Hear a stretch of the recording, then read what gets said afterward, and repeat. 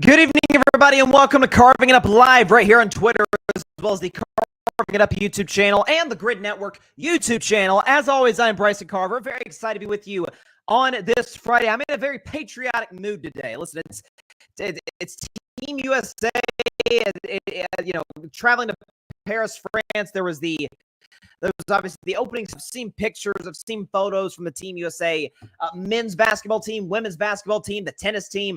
Very excited to watch the ceremony in its entirety when ESPN re-airs it in about an hour and a half. Gonna be excited about that. We got a lot to talk about today, though, mostly related to football. The Raiders doing what any low-esteem franchise would do, and that is troll not only the best player in the National Football League, but the guy who has tortured you for the better part of the last 6 seasons in Patrick Mahomes. I'll discuss that in about a half hour.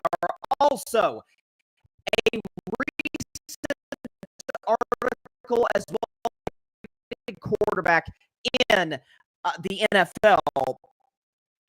I just got a text saying my sound is breaking up. Is hopefully everything sounds good. Let me know in the comments if my sound sounds fine. But I think what is he overrated or is he overrated relative to the conversation around him, and particularly around another one of his contemporaries? That in about 45 minutes. Also, Tua Tagovailoa, we got news about 3 hours before the show began that Tua got the bag. Tua got paid by the Miami Dolphins 4 years, $212 million. He's now the third highest paid player in the National Football League. Discuss that and why I think the Dolphins fall into a weird category of teams that kind of need to pay their quarterback, even though I think most of us are kind of skeptical on Tua. Very excited about that. And at the end of today's show, for Olympics. Very excited.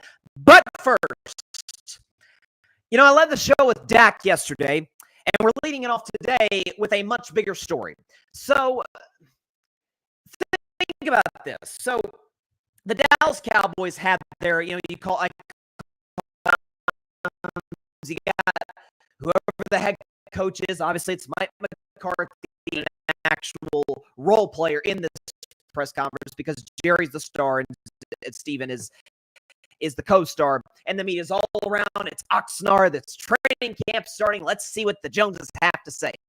And it was the typical Dallas Cowboys State of the Union speech by Jerry. You had your I'm going all in comments. You had your hanging around the rim, which is a term that Stephen Jones popularized a couple of seasons ago. We have another number of terms. What else did he say? Blank. Saying that it's like the greatest hits of the Jones family were all played over the course of about 45 plus minutes at Cowboys training camp yesterday. But as has been the number one case, as is the case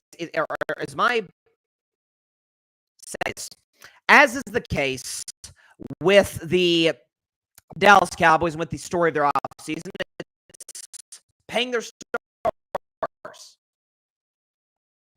And, of course, Dak's the story. Dak is the one who's going to be an imminent free agent, unrestricted free agent in 2025. And this is what Jerry Jones had to say at the press conference about. I do not think that this will be his last year with the Cowboys at all. Is there? Am I being sized?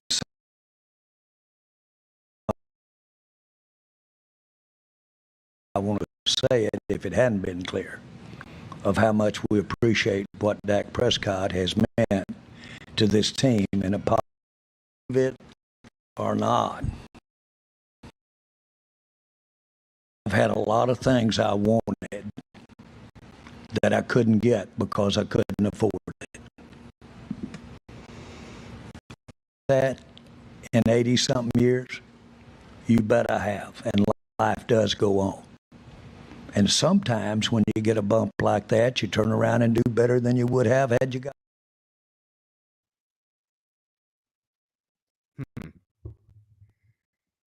So it appears that Jerry could be implying that the Cowboys could potentially Better off. Obviously ridiculous because of the simple fact that Dallas is and has been a disaster without, forget great quarterback play, just decent quarterback play. Up of the line, current Mount Rushmore type quarterbacks, they were both Romo was highly productive. Dak Prescott in a similar way to a greater degree if you look at the numbers across the board. What are the Dallas? So Troy Aikman retired at the end of the 2000 season. Okay? Troy Aikman retired at the end of that year. Since then, since the 2001 season through the 2023 season, the best quarterbacks the Cowboys have had, Dak Prescott, Tony Romo. What have they been with those guys? What have they been without those guys? We could show you the numbers right here, ladies and gentlemen. With Romo and Dak, they win about 61% of their games. Without them, they don't even win 40% of their games. With Romo and Dak, they got 9 playoff appearances and 4 playoff wins. Without Romo and Dak, 1 playoff appearance, 0 playoff wins. So, and one can make the case, hey, well, time out, Bryson. Wait a minute. You can make a case that Jerry's actually right. The Cowboys move on from Tony Romo and decide to move to Dak Prescott. They lucked into both scenarios, as I've talked about extensively on the show. Tony Romo was undrafted in 2003. You say, well, how did the Cowboys develop him into being a very good franchise quarterback by the time he took over in 2006? I'll tell you exactly why. His head coach was Bill Parcells. One of his offensive coordinators / play callers and coaches in that time span was Sean Payton, one of the best offensive minds of the 21st century in the National Football League. So when you have some of the smartest offensive minds in the game, it's going to help your quarterback development. Dallas, with respect to McCarthy, simply does not have that.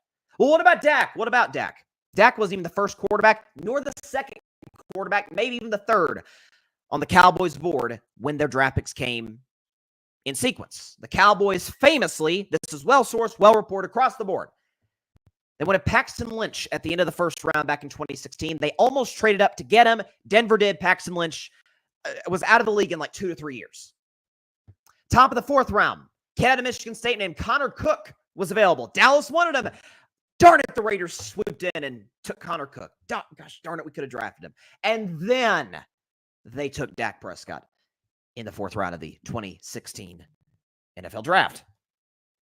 It's almost as if they lucked into both, as tends to be the case with Cowboys quarterbacks post-Aikman.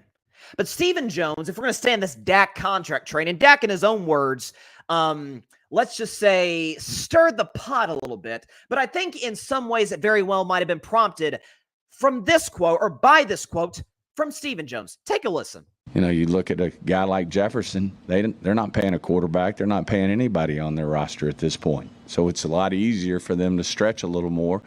And we're just trying to work through reasonably with CD, reasonably with Dak, what we can do to make it work from an economic standpoint. And certainly when you're trying to pay 3 guys like that, it certainly does limit your opportunities to maybe improve the roster down the line.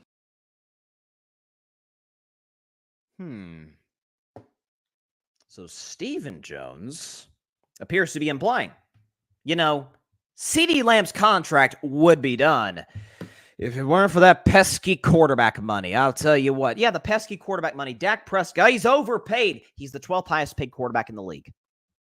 12th, tied with Matthew Stafford. What I also find interesting, and I want to give credit, Jason OTC is who tweeted this. This information about Dak Prescott, the Cowboys, as it relates to his contract, and as it relates to the Cowboys paying other players. You sign a quarterback, it's hard to keep everybody else together. Of the 14 teams in the NFL who are paying their quarterback $40 million, the Cowboys are just one of 3 without another player that makes $20 million per year on a multi-year deal. The Chiefs pay other guys $20 million or more. So do the Philadelphia Eagles pay a bunch of guys. I think Philadelphia might have like 5 players in that mix last I checked. The Buffalo Bills at one point did. The only other teams who cannot say that they are in that group, Arizona Cardinals, Cincinnati Bengals. Only other teams with the Cowboys who are paying their quarterback $40 million who are not paying other guys another $20 million. Well, Bryson, I mean, that could be just because they're spreading the money out and they're paying other positions. And I saw this today, and this is really fascinating. I've always called the Cowboys cheaper than you think. I didn't realize it was to this degree. So according, this is from Sheil Kapadia of The Ringer. I want to give him credit because he pointed this out. I'm going to submit this in question form. There are 32 teams in the NFL, right? If you had to guess among the 32 teams in the NFL where the Dallas Cowboys rank in terms of payroll, where do you think Dallas ranks? Among 32 teams, where do the Cowboys rank in terms of payroll? Take a guess. Dead last. The Cowboys are dead last in the National Football League in terms of payroll, in terms of cash spent. So Stephen Jones trying to put out this narrative, this notion, we could get these other deals done, but, Dak Prescott's contract, I mean, what are we going to do? And I think it's gotten to a point for Dak Prescott, who has always been Mr. Cowboy. He's been Mr. Team Guy, Mr. almost PC to a degree, almost in a way like presidential in the way that you would prefer, presidents to conduct themselves, like not giving you a ton, but also sounding diplomatic in their answers. Dak Prescott's essentially said, the hell with diplomacy. Here's how I really feel. It's a two-way street that they have wants, I have wants. I think I've deserved that. Understanding that this is a business, and obviously I want to be here. Talking about growing up, this is where I've become a man. So, but at the end of the day, it's a business, and when I'm gonna say it, I want to be here. But when you look up, all the great quarterbacks I watched played for other teams. So my point in saying that is that's not something to fear. That may be a reality for me one day, may not. Notice the first part of that clip. Dak is like, I'm just going to give the same old answer. And then he pauses. Then he looks to his left. He's like, okay, I'm going to say it. I may play with a different team next year. I'm here to tell you today. So I've been covering this particular play. I've been a fan of this guy since his days at Mississippi State. I've been a Dak Prescott fan for might as well be a decade at this point. I have Dak rated higher than most people do on their list. I have Dak as the 5th best quarterback in the NFL today. I need to see a little more from C.J. Stroud, otherwise he'll surpass him. Herbert, Dak's beaten him twice, has 0 playoff wins. Those are the only other guys who can make a case above Dak. Jared Goff, Dak's outplayed him just about every time they've ever played, and they're 3-3 against each other when Jared has significantly better rosters in almost all the matchups. Point of that all is to say this. I'm here to tell you today that Dak Prescott is a different Dak Prescott than we've seen at all when it comes to contract discussions with the media. Even if you go back to 2020, when Dak was on the franchise tag, I was always, I want to be a Cowboy for life. We're going to get it worked out. We're going to get it worked out. And he has, kind of been saying that over the course of this offseason until yesterday, where he's like, yeah, there's a chance I may play for somebody different next year. And I'm okay with that. I'm here to tell you today 2 things. A, I think that response and that answer and the hesitation that preceded it was a response in his own negotiating way of responding to the Jones family at the State of the Cowboys press conference. Stephen Jones and Jerry Jones. Jerry saying, hey, we could be better in the long term without Dak, without actually saying that. And Steven saying, it's kind of hard to pay guys when Dak's making so much money. I don't even know what we're going to do. I'm telling you right now, today's July 26th, 2024. Free agency is going to open in 8 months. 8 months from now, Dak Prescott will not be a Dallas Cowboy. I am telling you today. There's too much friction. There's too much, in the words of Jerry Jones, he kept using this word during the press conference, ambiguity between the two sides, to the point where Dak's like, what do I have to lose? It's the very reason I've said at points this offseason, folks. When people are like, oh, man, Dak's got a lot of pressure on him this season. I'm like, does he? The roster is average at best. Without CeeDee Lamb, they're a below average roster. There's turnover on the coaching staff. They're not the best roster in their own division. If you watch Washington this year, they may not have the second best roster in that division. They're darn sure not a Super Bowl contender in an NFC that's got San Francisco, that's got Detroit, Green Bay. Chicago's not a contender, but they're certainly on the come up. The Rams, I think, are dangerous this year. Who knows what Philadelphia does? They've certainly got the roster to do it. Dallas is simply not in that class of teams. In their own conference, forget the NFL. Dak's going to get paid regardless. What's the pressure on him this year? I can see Dak replicating or having at least close to what he did last year in terms of statistical output. And the Cowboys being a 10 at best 11-win team and then out in round one. What's the pressure on Dak? It's just a repeat of what's been happening with an average roster, which I've said it's been for the last 2 years. It feels like now the national media is kind of finally catching up to me on that. Dak is not going to be a Cowboy in 8 months. You can book it. And I think the new tone by Dak is a response to you got to be kidding me. Jerry thinks he's going to be better off without me. This comes 3 years after Jerry telling me to my face that he overpaid me. Stephen Jones basically blaming me for my teammate not having a contract, even though I'm not even top 10 highest paid at my position. And by the way, the Cowboys are dead last in the NFL in terms of payroll. Did I mention that? That feels sort of notable. Jerry Jones, yes, he likes to make a show of the Cowboys. He actually recently had a quote, which I found as honest I've ever seen Jerry, where he said, quote, "I realize all the criticism and I understand it. As a matter of fact, I try to stir it up. And I have been since I got here. That's good. Be relevant. It works." End quote. Yep. Thanks for admitting, Jerry. That's who you are. That's who you've been.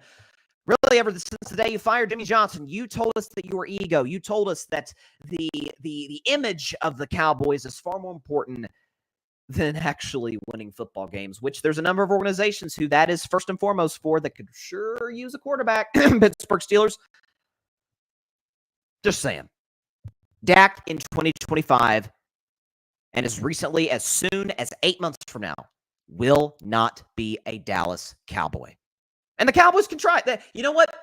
If you want to roll up, try it to training wheels and Trey Lance, knock yourself out. But what I will tell you is two things. A, Trey Lance could even work with Kyle Shanahan.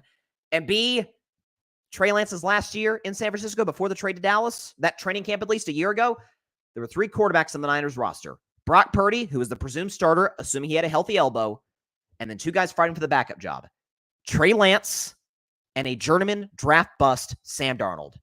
And the journeyman draft bust, Sam Darnold, in Kyle Shanahan's system, beat out Trey Lance. And that's who the Cowboys are going to turn to next year?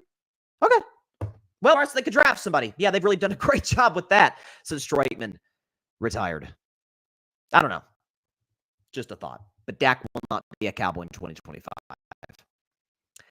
Let's see what we got up in here. Patrick Brown, big Cowboys fan, by the way. I love how Mike McCarthy is cool, calm, and collected by internally saying, yep, keep talking. Yeah, and you know what I noticed too, Patrick, is McCarthy did it. McCarthy's first question was asked about 20 minutes into the press conference. So it was just Jerry, Steven, Jerry, McCarthy. Finally, they get to that coach of the team.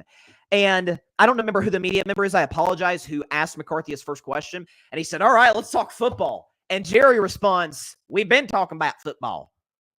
And I'm sure McCarthy said, like, no, you haven't been. It's kind of like, remember that report that came out a few weeks ago, 3 or 4 weeks ago, that Mike McCarthy had his patience worn thin. I forget what the exact wording was, but it had a distraction that Jerry was causing the franchise and the football team as a result. Listen, I don't think Mike McCarthy is exactly a top-of-the-line coach. I don't think he's as bad of a coach as some try to make it seem. I think he's like, I've never ranked coaches, but if I had to guess, I'd say like the 14th, 15th best coach in the league. He's not bad. He's not great. And coach of the Cowboys to the best of his ability, and it's kind of not. It's why when I hear, oh, Belichick, I promise you will not go to the Dallas Cowboys, especially if Dak leaves, because Belichick is going to go to a situation next year where it's a ready now, win now mode. Philadelphia to me feels like the obvious choice. A franchise that's about football first rather than the ego of their owner / GM. But Let's see. A Revelation journalist, the Cowboys front office has been Dak's millstone around his neck since he entered the NFL. And it's it has been for Dak Prescott I've always said he doesn't get the credit he deserves, and what a lot of Cowboys quarterbacks deserve, but I think is the fact that the guy's been rock solid in the media, constantly, again, very few gaffes. He had one a few years ago where he basically encouraged Cowboys fans to throw stuff at refs. That wasn't cool, and Dak the next day apologized, like, my bad, shouldn't have said that. But by and large, rarely, if any times, has Dak had a gaffe at the mic. He's always conducted himself from his rookie year on in an adult fashion, in a franchise quarterback-ial style way, and we're at a point in time where he's like, okay, screw it. And listen, for me, watching Dak Prescott, for as a guy who's been like, Dak, leave, get out of there. When I saw that soundbite from the press conference yesterday, my reaction was damn time. It's about damn time. It really was. It's about time he stands up for himself, and I respect him for doing it. Patrick, I'm preparing for the worst. As a lifelong Cowboys fan, nothing surprises me by what's been said.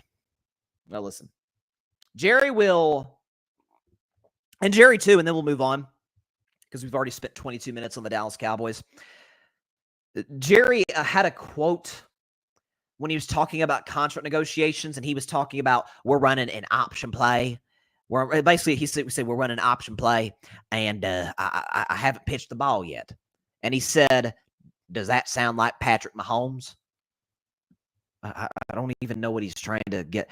Jerry will have one quote where you're like, what the heck did he just say? I'll never forget years ago when Ezekiel was negotiating his contract, and Jerry compared contract negotiations with Zeke to severing your hand in the forest and trying to get to the hospital in time. He'll have one or two where you're like, I've never heard that one before. It could be, folksy is, I guess, the nicest way to put it. But man, oh man. Speaking of quarterbacks getting paid, by the way, Tua got paid today. 4 years, $212 million with the Miami Dolphins. Obviously the biggest contract in Dolphins history. And as we sit here today, Tua is the third highest paid player and obviously third highest paid quarterback in the National Football League, behind only Joe Burrow and Trevor Lawrence. So I have had a weird journey covering Tua Tagovailoa over the years. One could call me the Nikki Haley of sports journalism when it comes to covering Tua Tagovailoa. And I don't ever strive to be that. I don't like to be flip-floppy. I like to have a strong opinion, strong take, and if I'm proven incorrect, moving my take. When Tua was at Alabama, I'm like, man, he seems to have a good arm. He's really accurate. He's good moving in and out of the pocket. The leadership skills are there. Yes, he has some durability issues, but that probably gets resolved in the NFL. He's still young. And I loved him coming into that 2020 draft. More than Burrow even. Clearly, I was wrong on that. And about a year and a half in, I'm like, yeah, this doesn't work. I don't see it. The arm strength isn't what I thought it was. He seems to be a little bit overwhelmed in the pocket. But then Mike McDaniel takes over. And Mike McDaniels puts him in position to be successful with the Kyle Shanahan West Coast offense. They incorporate the running game. They add Tyreek Hill. And all of a sudden, you're seeing a much better Tua, statistically at least. But still with the injuries in 2022. He comes back last year. I see a better velocity on his deep ball. I see better decision-making. He's moving better. And I'm like, maybe I was wrong on Tua. Maybe the Tua-on crowd was correct in that. And then by season's end, it was like, no, I shouldn't have moved off that take. That's the one thing, ladies and gentlemen, I try to do. I'm always striving to do on this show is not only being authentic, but also being consistent with my takes and not trying to blow at the wind, which in the vast majority of topics, I don't. But with Tua, to a degree, I have. So should the Dolphins have paid Tua? Well, I was thinking about this today because we've seen a lot of quarterbacks get paid over the last few years. And to me, there are three tiers or three different reasons why a franchise should pay a quarterback big long-term money. Three reasons. The first one is pretty simple. He's amazing. He's awesome. Patrick Mahomes, Joe Burrow, Josh Allen, Lamar Jackson, Justin Herbert, CJ Stroud's going to get there, we assume, in a couple of years. Those guys, like, they're just awesome. They are franchise changers. You are a Super Bowl contender day one when those guys take over. That's an easy call to make. The second reason is he's good. He's a very good quarterback who we are going to have to overpay a little bit. We don't feel totally comfortable with it, but we trust our ability to draft elite talent around him, because the fact of the matter is we can't pay everybody, so we're going to have to kind of rebuild and reload our offense or defense depending on what team is strong on that side or on either side of the ball. See the Detroit Lions. Jared Goff is a very good quarterback who's paid like a great quarterback, but Detroit's front office, Brad Holmes, does a phenomenal job in the draft. Detroit's last three drafts, and I think it's about to be last four drafts, have been outstanding. So you can make up for that. The Philadelphia Eagles, I think Jalen Hurts is a very good quarterback. The Eagles are one of the best drafting teams in football, one of the best front offices in football, so you can make up for it. That's the second reason you give a quarterback big money. The third reason you give a quarterback big money long-term is he's good to very good, but we are an organization that really struggles to find any semblance of great play at the quarterback position. We're not terribly well run. We're kind of dysfunctional and chaotic. We need to just kind of give him the bag. Kyler Murray with the Arizona Cardinals, Trevor Lawrence with the Jacksonville Jaguars, and Tua with the Miami Dolphins. Miami has been better run in the last few years. They've drafted slightly better in the last few seasons. They've had a couple of gaps, in kind of the middle part of the draft, but a lot of that is a guessing game in their defense. But that, to me, is the biggest justification for playing Tua. Because, first of all, for Tua's sake, this is his best destination. Mike McDaniel's one of the brightest offensive coaches in football. He's still got Tyreek Hill. He's got Jalen Waddle. Both are on long-term contracts, so he's set for a while with those two guys. Probably the best receiving tandem, arguably in the league. A.J. Brown, Devontae Smith. Say, hold my beer. But we've got some good pieces. We've got a solid offensive line, Raheem Mostert, good running game. Here's the issue, though, for the Dolphins, and this is why it is slightly dangerous to be in that situation, like in the Arizona Cardinals with Kyler, like a Jacksonville Jaguars. I love Trevor. Most don't. That's okay. To pay a good to very good quarterback great money when you're kind of dysfunctional, because you're going to have a hard cap, a hard ceiling on how far you can go. And to me, with Miami, you could say the hard ceiling for Miami, or with Tua at least, is arm strength, is durability. He was able to stay healthy. He played every game last year. Knock on wood that continues and the concussion problems don't reoccur. But you would think that those would be the issues with Tua. They're issues, they're notable and should not be ignored. But to me, by far, the biggest problem with the Miami Dolphins and the biggest issue they're going to run into with Tua Tagovailoa is pretty simple, and they have literally no control over it at all. Matter of fact, none of us do, to a degree at least. Weather. Climate. In the playoffs, it's not going to favor the Dolphins unless they get the number one seed in the AFC every year, and the numbers back it up. So Tua, this is kind of insane, folks. When Tua Tagovailoa is playing in climate conditions and weather conditions where the weather is above 48 degrees, show his stats. He's a very good quarterback. Okay, he's 32 and 14 record, 68.1% completion percentage, 7.8 yards per pass, 2.53 touchdown to interception ratio, and he has a passer rating at 100. Those are very good numbers. It's an excellent record. Like, you'll take that any day of the week. That's Tua in temperatures over 48 degrees. But if it's 48 degrees or under, 48, we're not talking freezing. 48 degrees or under. So if it's just chilly, if it's chilly to frigid, Tua turns into an objectively awful quarterback. He's 0-6, completes 55% of his passes, 6.6 yards per pass. His touchdown to interception ratio is 0.75. That's awful. And he has a passer rating of 69.8, well below average. The bad news is for the Miami Dolphins is the best AFC teams are almost all in cold weather. Buffalo, Baltimore, Cleveland, Cincinnati, Pittsburgh, Kansas City. We saw what he was in Kansas City in one of the coldest games in NFL history. It was a rough outing for the Miami Dolphins, to say the very least. So that, to me, is going to be the thing that's going to hold Miami back for years to come. But listen, they've now made their bed. Now they're going to have to lie in it. And again, the justification for paying Tua, the statistical output is good. He's got an excellent offensive coach with him and Mike McDaniel. The weapons are there. But the Dolphins, let's be honest, by and large, certainly since the retirement, I talked about the Cowboys since Aikman's retirement. If you want to talk about the Dolphins post-Marino retirement, that's where they sit today. That's where they sit today. And they certainly didn't have to pay Tua. But on the other side of the coin, since Marino retired, we cannot find anything at quarterback. Tannehill was the closest thing to that, and even Tannehill went on to be better with the Titans than he ever was with Miami.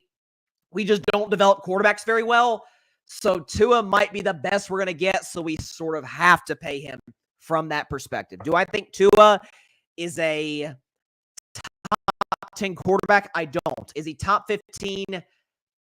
Around that area. Again, I did my tiers of quarterbacks on the show a few weeks ago, and it's on YouTube. You can check it out, National Football League, and I had Tua in tier 5 with Kyler Murray, Baker Mayfield, Anthony Richardson. We haven't seen Anthony Richardson much, but what we have seen is good, and Russell Wilson.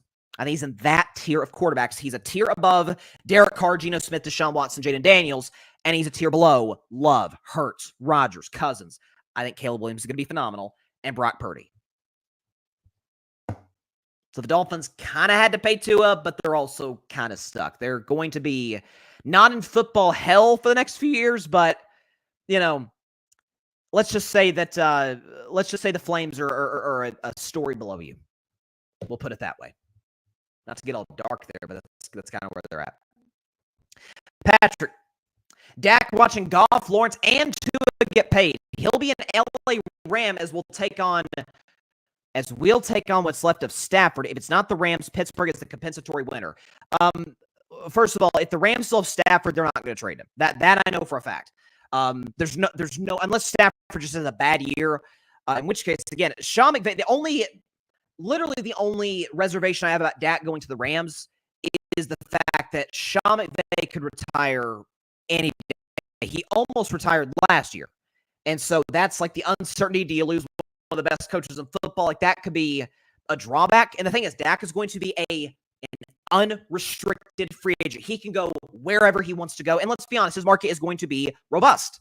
The Raiders, who I'm going to talk about later, desperately need a quarterback. The Steelers, listen, as a Steelers fan, I like what I'm seeing from Justin Fields in practice, but it's still practice. What did Allen Iverson say, about practice? Talking about practice, man. So, I mean, and I'm pulling for Justin, pulling for Russell, whoever a quarterback is, but to me, they're a placeholder. They're absolutely a placeholder for either Dak or a quarterback we draft. Now, I'm praying to the high heavens that it's Dak, who we would take on at age 32 years old, smack dab in the middle of his prime. With Mike Tomlin, those weapons, that defense, got a pretty good shot. So that's where we're at with the Dallas Cowboys. Or we have with the Cowboys, with the Steelers, with the Rams. Whether or not he goes to the Rams, Patrick's going to be hinged on whether or not Stafford retires or not. He could. I mean, he's not flirted with it, but it seemed like it's not out of the question. It's not off the table the last couple of years because of the injuries to him coming in greater regularity, or coming with greater regularity. But we'll see. We'll see how it plays out. But I do think the Rams are a legit Super Bowl contender in the NFC. The only thing that holds me back from, I'll pick my Super Bowl teams and do all my preseason predictions with Ryan Flowers, hopefully. Shout out to Ryan, Clutch Sports Talk.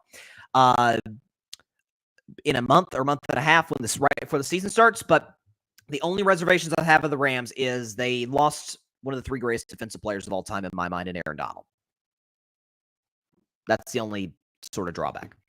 All right, let's transition now. Again, we're talking about quarterbacks. We talked about Dak probably leaving, not probably leaving. I think Dak is going to leave this offseason. I'm predicting it today. I'm putting my name to it, and you can hold it against me if he signs a deal next week. If he re-signs in Dallas after the season, who knows?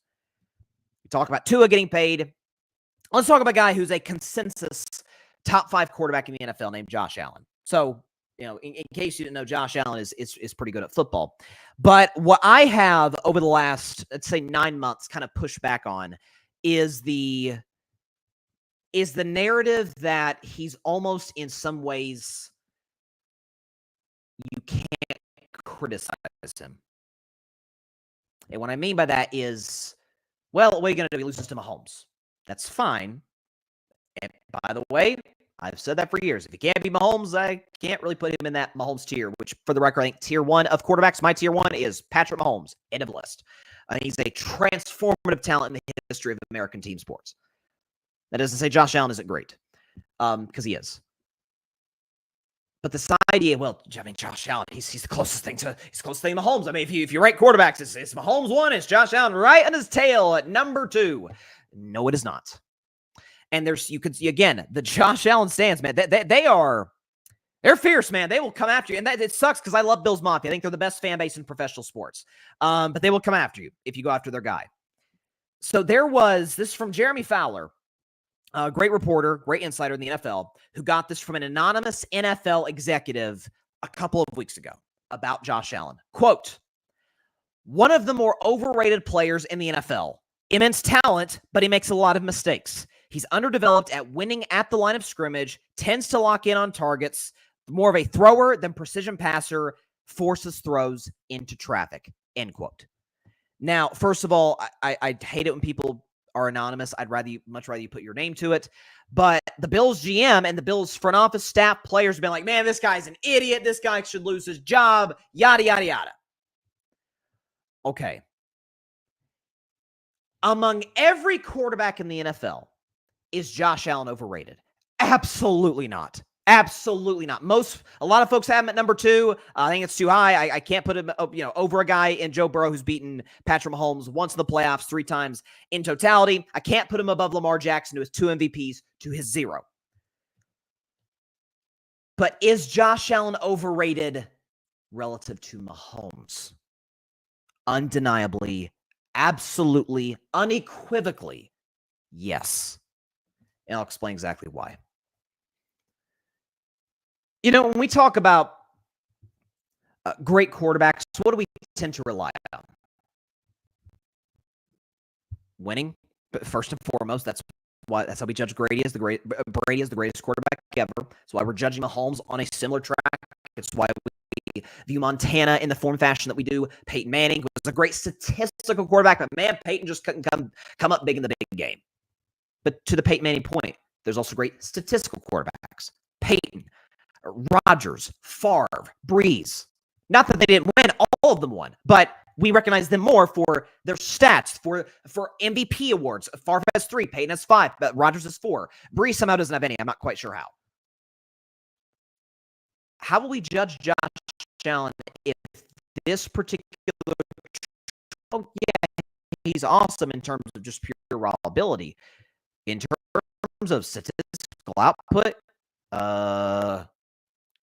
he's kind of average. You can put up the numbers right here. Since 2021, this is a 3-year sample size, ladies and gentlemen. 3-year sample size in the NFL passer rating. He's 8th in pass yards per game. 23rd in completion percentage. 23rd. And he is 15th in touchdown to interception ratio.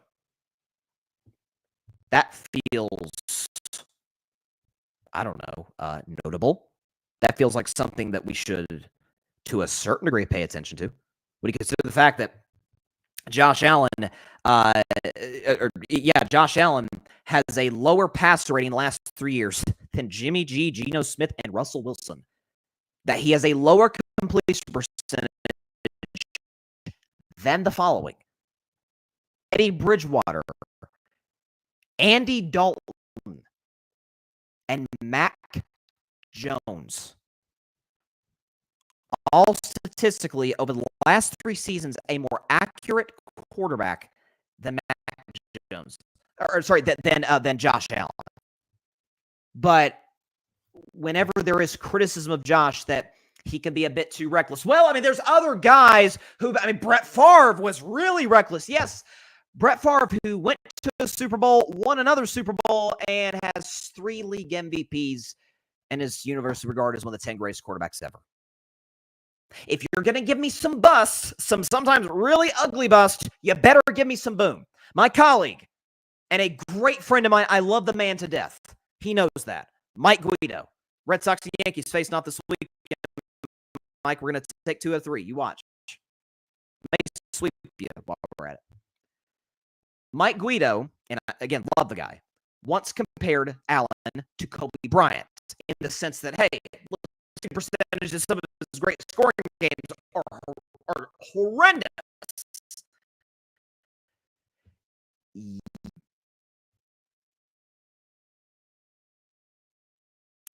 If you look at the Buffalo Bills' last 3 seasons in the postseason, okay, those 3 we showed you statistically, and by and large, he's an average quarterback statistically. If we think about the last 3 playoff outputs for the Buffalo Bills, what do we first think of? Well, we think about the 13-second game, right? The 13-second game where Josh Allen played undoubtedly the greatest game of his career. Nothing short of phenomenal. I've got his stats right here. 329 yards, 4 touchdowns, no interceptions, QBR of 92, and a passer rating of 136. The guy was nothing short of magic and should have won that game until Mahomes did what Mahomes often does. And Allen, again, in his defense, never got to touch the ball after that. That was on his defense. That was not on him. It's the greatest game he ever played. But the last 2 playoff losses for the Buffalo Bills, he wasn't great. Matter of fact, he was kind of mediocre. Josh Allen against the Bengals in the 2022 playoffs. 264 yards, 0 touchdowns passing, 1 interception, QBR 57, and a pass rating of 68. I mean, we ripped Dak for playoff performances. He hasn't had many that bad.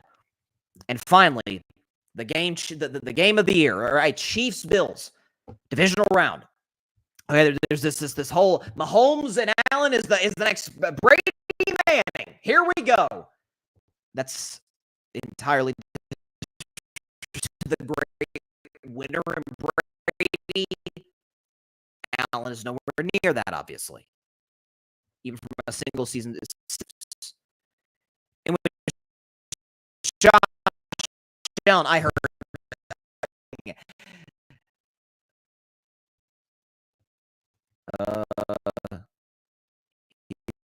which is pretty good. A pass rating of 86, which is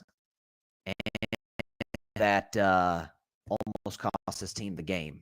The Bills got a very lucky bounce in order to keep possession, in which Josh Allen, on a 3rd down, right before the missed kick, by I forget the kicker's name for the Bills, but before the missed kick.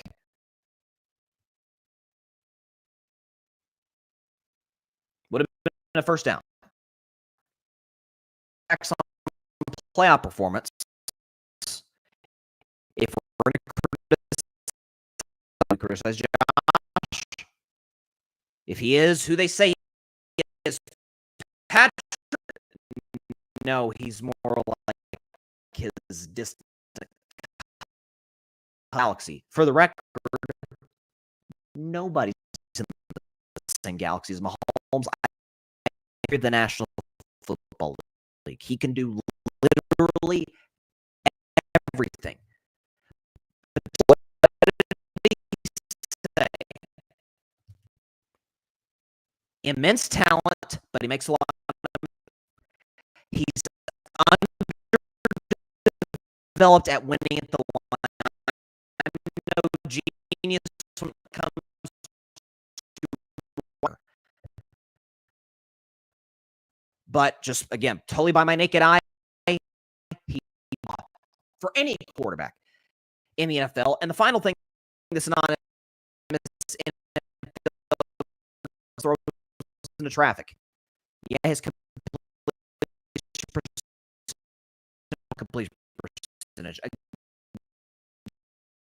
Again, percentage is the then Josh.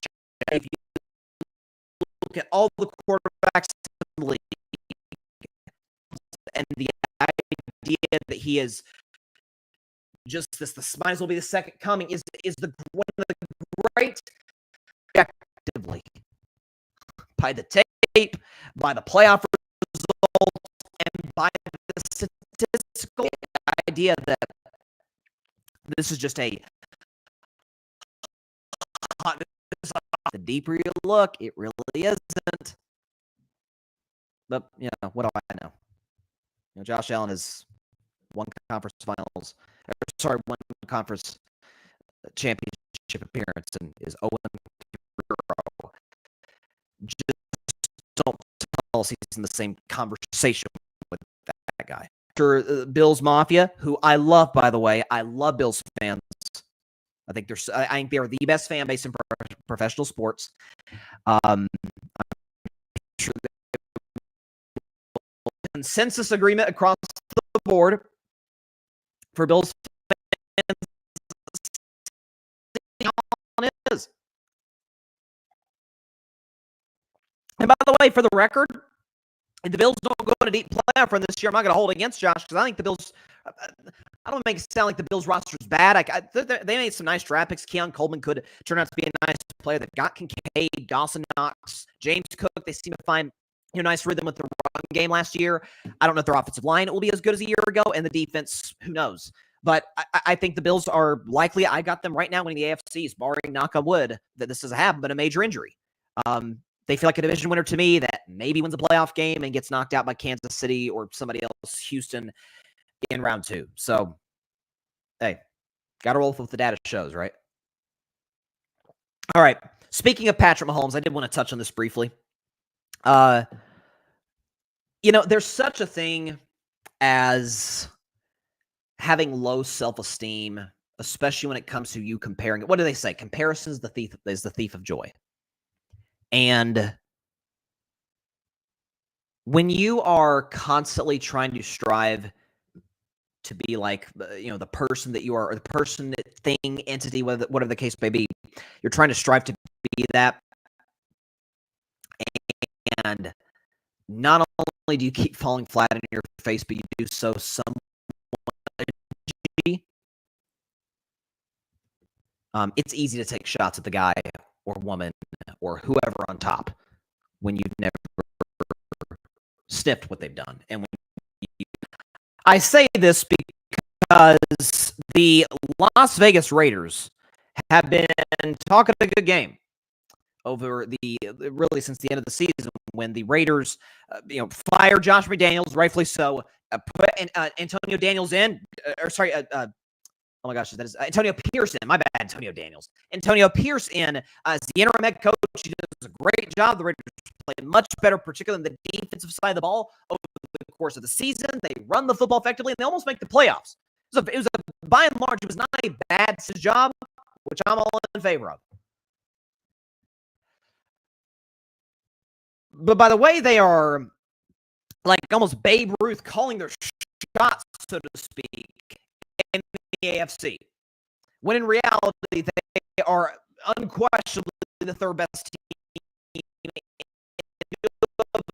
A little picture of this. Brought it to training camp. Training camp's obviously just now started.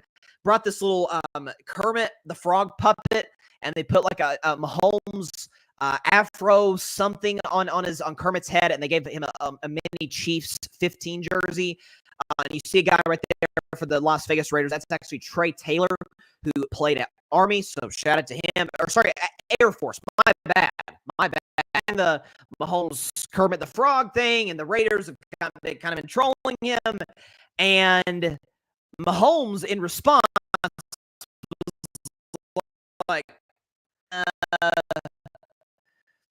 I'm not going to add to whatever fire they're trying to start.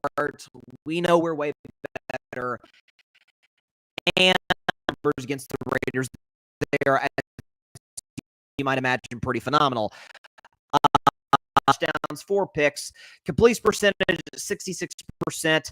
He has a passer rating of 109. The Chiefs score about 34 points per game against the Raiders, and they're 10-2 against Las Vegas/Oakland. So in other words, Mahomes owns the Raiders.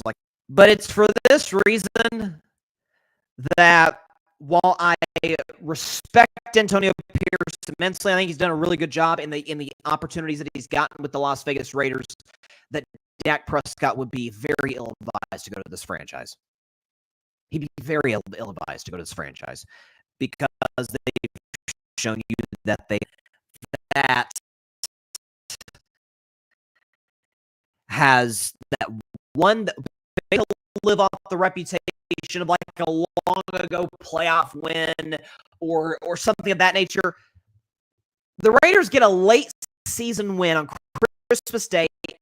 They go to Arrowhead. They have a couple of defensive touchdowns.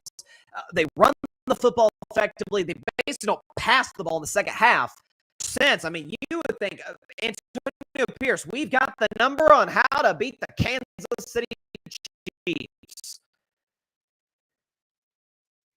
Word to the wise, when you talk about a team that's won the last 2 Super Bowls and 3 of the last 5 and has far and away the best player in the sport and the best coach in the sport and a Hall of Fame tight end and a top 3 defense and are the dynasty of the National Football League.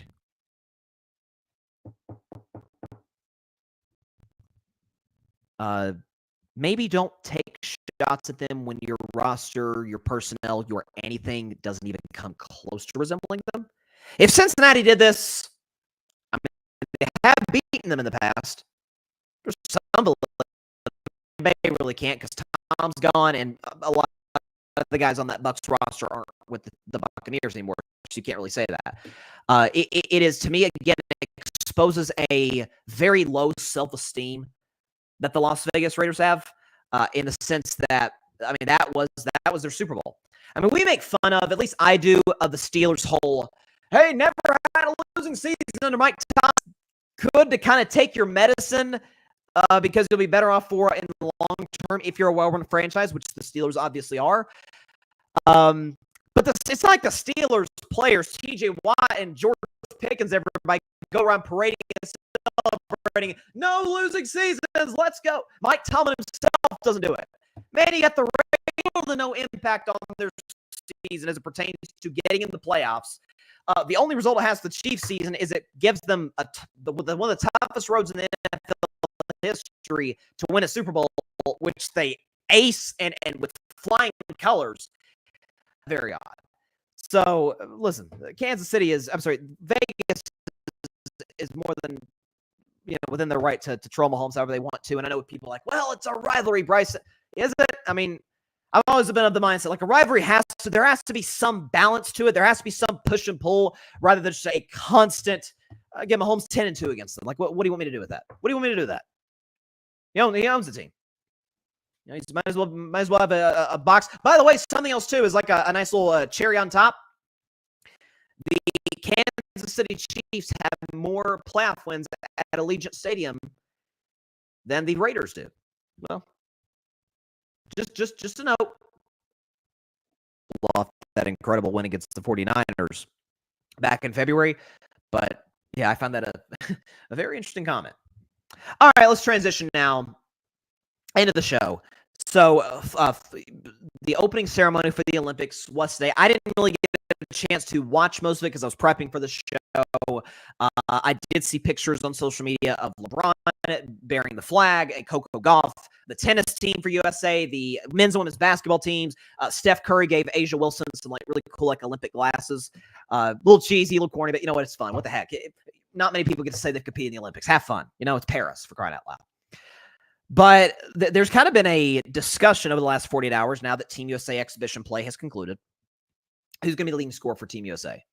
And some have said Anthony Edwards. Anthony Davis has been an option. I think AD will be critical to Team USA winning gold because of what we've seen from him, particularly in the defensive end of the floor and in his activity on the glass. But to me, it comes down, as crazy as this sounds, I think it's going to be one of the 3 old guys. LeBron, KD, assuming he gets back. Remember, KD broke the record in last Olympics for the most points per game on average for an Olympic team at 21. KD averaged 21 points per game 3 years ago at the Olympics in Tokyo and was really the driving force to us winning gold in 2021. So it could be KD. The only thing that will hold me back from KD and me not picking him to lead in scoring is that calf going to be kind of a nagging injury? Is that going to bother him as time goes on? So then it's down to LeBron James and Steph Curry. And this is a total guess. All sports predicting is, but you sometimes use data to predict this, but this is a total feel, vibes, something. I have a feeling that the training camp, the brief training camp, the 5 exhibition games, LeBron being announced as one of the flag bearers for Team USA, all of that basically establishing LeBron as the face of Team USA in 2024. I think now that he's got that, I mean, they're almost certainly going to win a gold medal anyway. I think he's going to want to get Steph kind of the shine as the scorer for Team USA. Because as we know, and it's all I've always said, if Steph and LeBron ever teamed up in their prime, which now LeBron's still great, Steph's still great. Steph's at the end of his prime, LeBron's out of it. Still great, though, by the way. If they teamed up in their prime, it would literally be, as unstoppable in a different way as Kobe, Shaq, because of how their skill sets complement each other.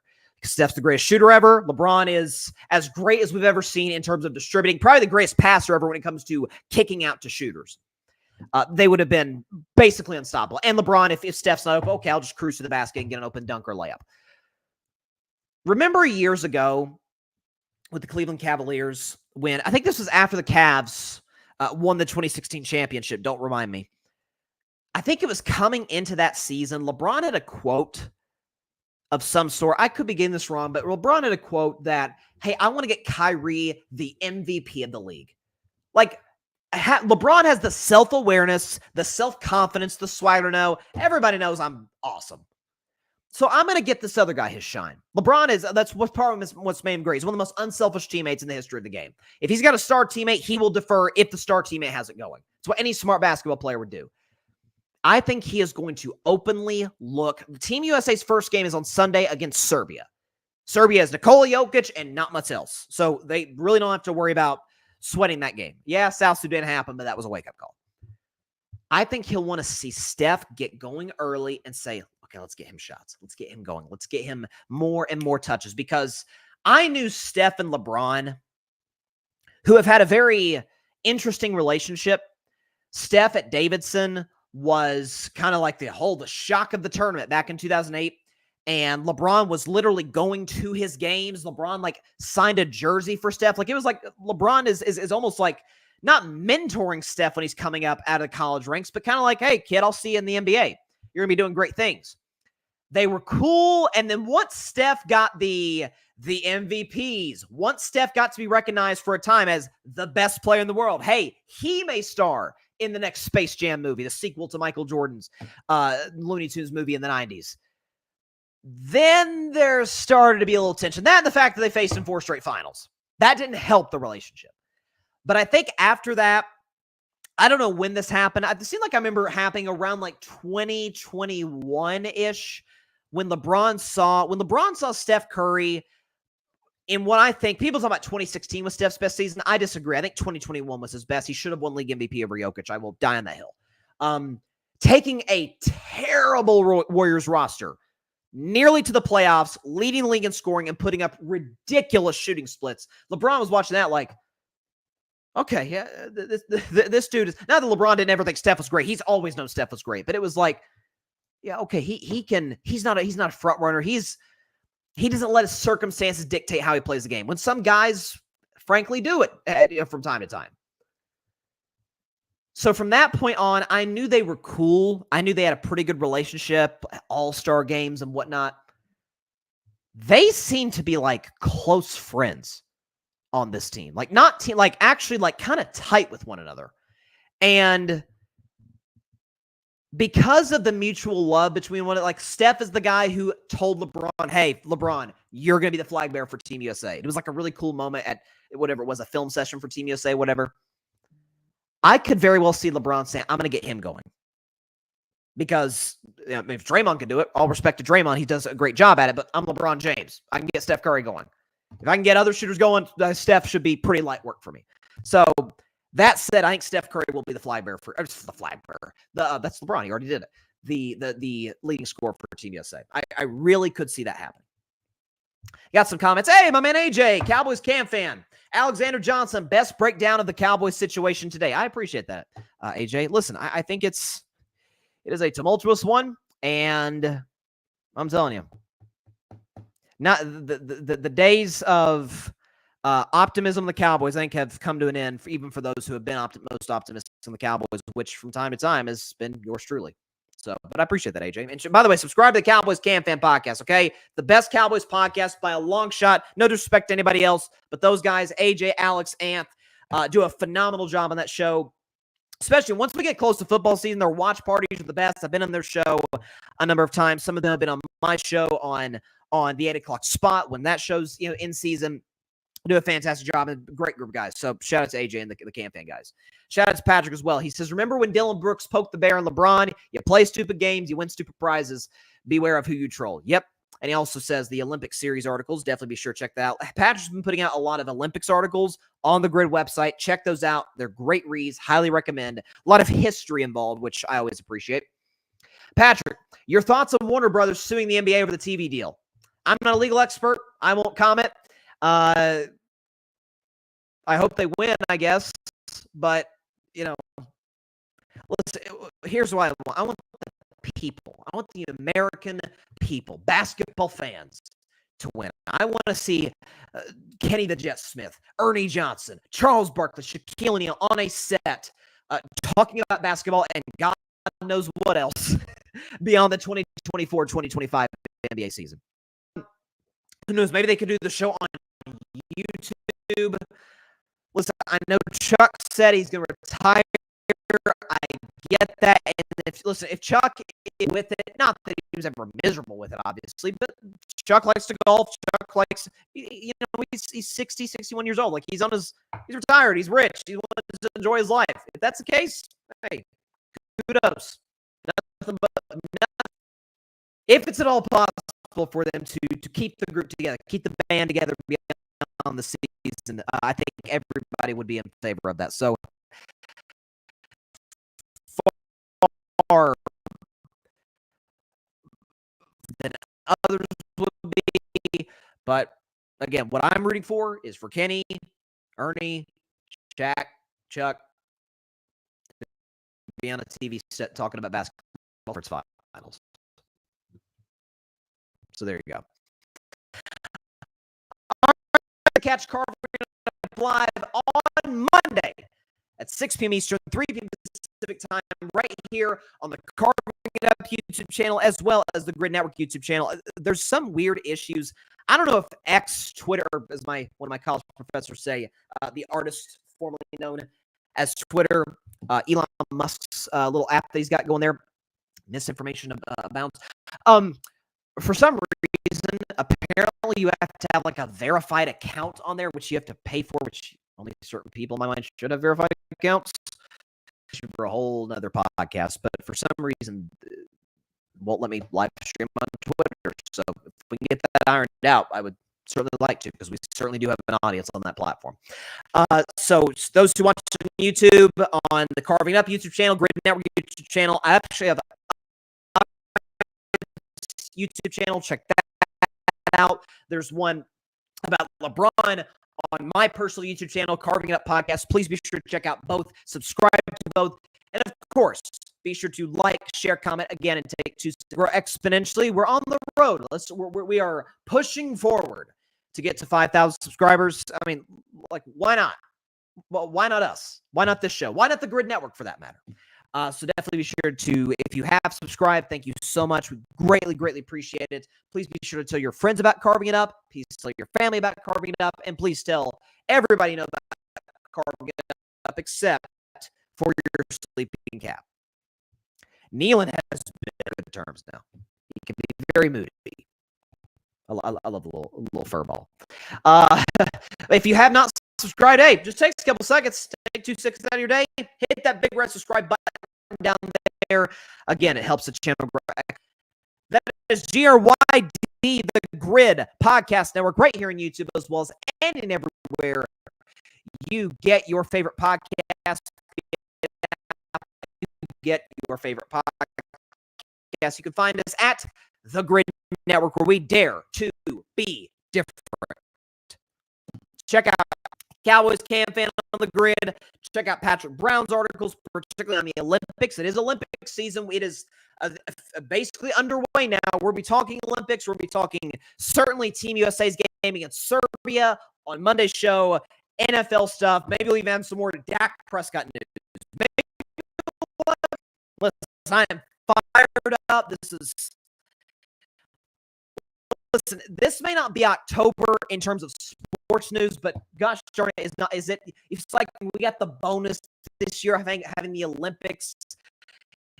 In a few weeks, the WNBA will be upon us, college and NFL. Man, who's got it better than us? Nobody.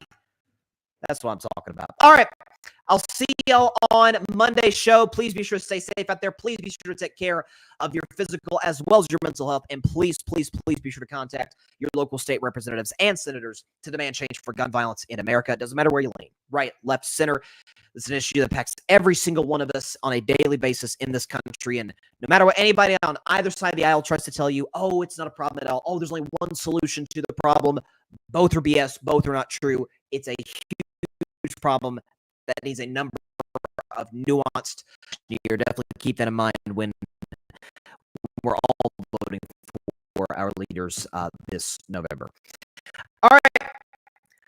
Olympics are underway. Training camps underway. We got more Dak contract news. It's 2021 all over again. So I will see y'all then. Stay safe out there. God bless y'all. And peace out. Red, white, and blue, baby. And the Red Sox. Thanks so much for watching the show on YouTube. And be sure to go click that big red subscribe button and check out the other clips and full shows from Carving It Up Live as well as here on